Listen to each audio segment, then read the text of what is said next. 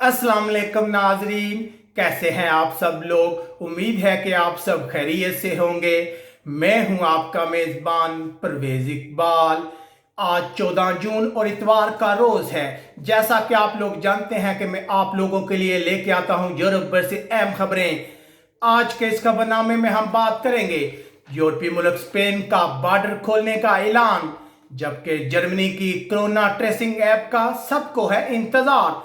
France और बरतानिया में मुजाहरे जारी, मतअद्दद मुजाहिरीन गिरफ्तार। इटली के वज़ीर आज़म की यूरोपीय यूनियन और IMF के साथ बातचीत।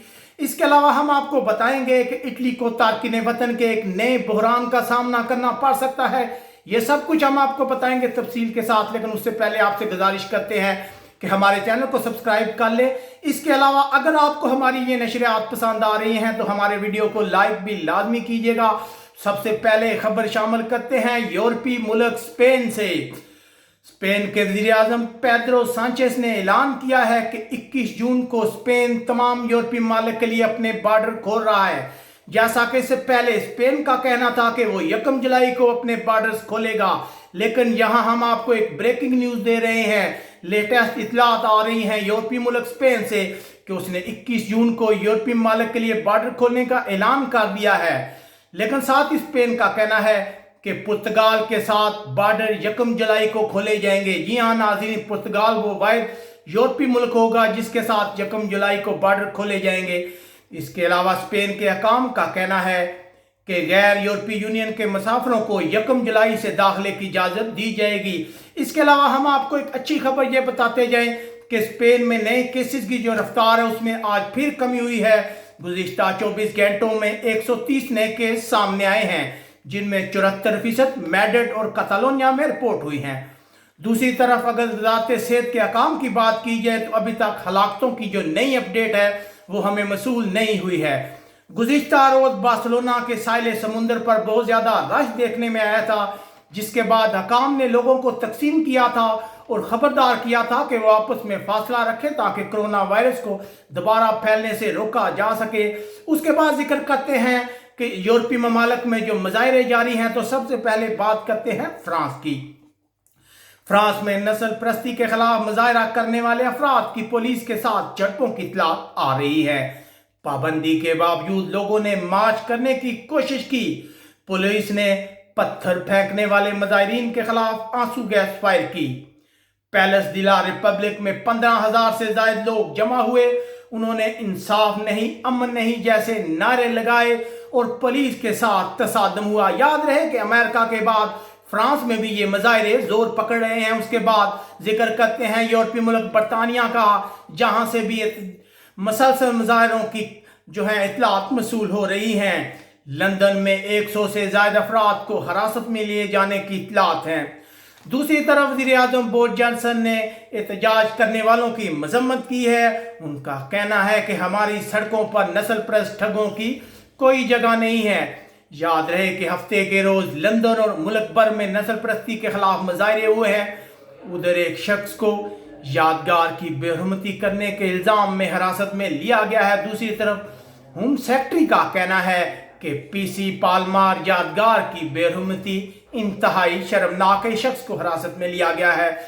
उसके बाद जिक्र करते हैं यूरोपीय मुल्क इटली का।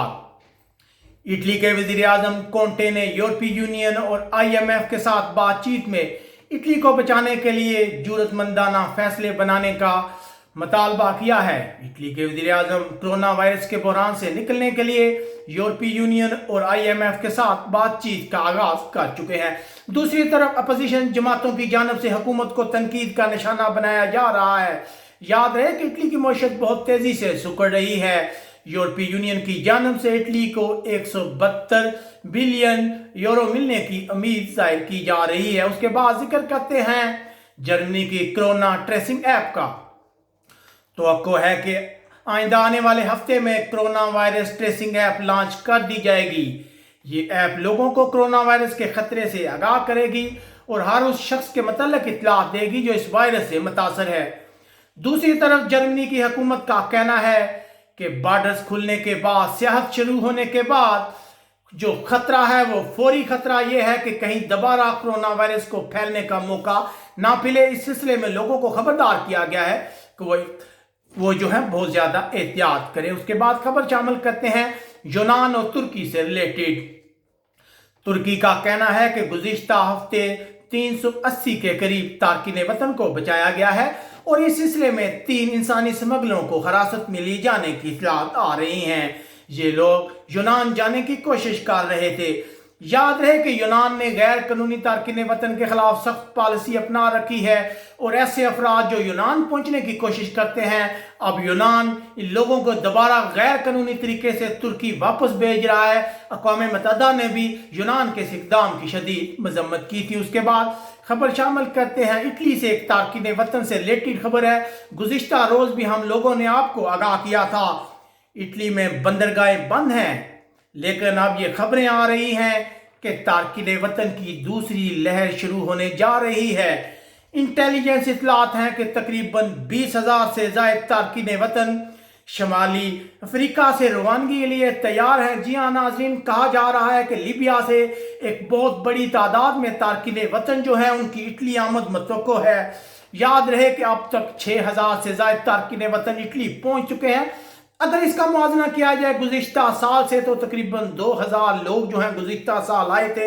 एक बार फिर कहा जा रहा है कि इटली को एक बड़े बहरान का सामना करना पड़ सकता है। जैसे जैसे कोरोना वायरस के बाद इटली में हालात अच्छे हो रहे हैं, तारकीन वतन की आमद का खदशा जाहिर किया जा रहा है। ये थी हमारी यूरोप की आज की ताज़ा तरीन अपडेट। आप हमें कमेंट्स करके अपनी राय से आगाह कर सकते हैं कि आपको हमारी ये खबरें कैसी लग रही हैं। अपने मेज़बान परवेज़ इकबाल को इजाज़त दीजिएगा। हमारे चैनल को सब्सक्राइब करना मत भूलिएगा। अल्लाह हाफिज़।